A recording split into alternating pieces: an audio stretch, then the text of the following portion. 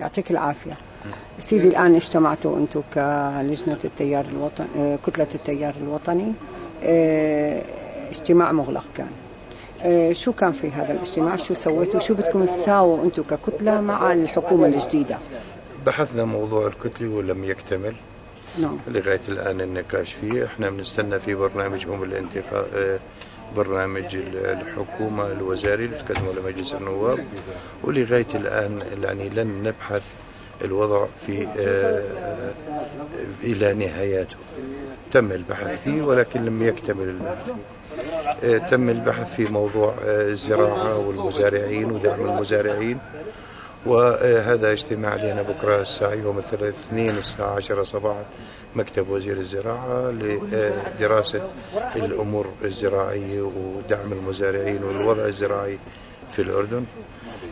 بحثنا طبعا اجتماعاتنا الدورية للكتلة على أنه في عندنا اجتماع كل يوم أحد الساعة 2 اجتماع للكتلة في المجلس لبحث الأمور والمستجدات.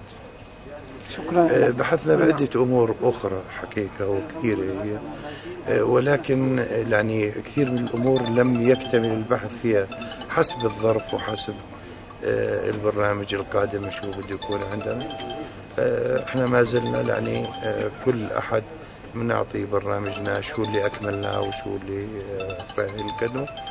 طلبنا من الحكومة من المجلس النواب، في عندنا 8 لجان تحقيق كانت في المجلس ال15 لم تكمل عملها لسبب حل مجلس النواب، فإحنا أيضا قدمنا اليوم وطالبنا بإعادة هذه اللجان، لجان التحقيق، وتكمل عملها وتكمل تحقيقاتها.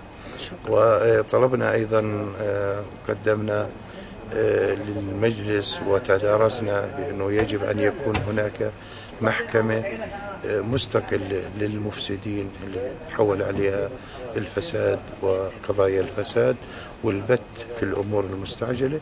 فشفنا لابد من إيجاد تشريع جديد لبحث هذه المحكمة، وأن تكون هناك محكمة للفساد، اختصاص فساد، أساس أن يكون هناك قضايا الفساد فيها بت سريع. شكرا لك سيدي.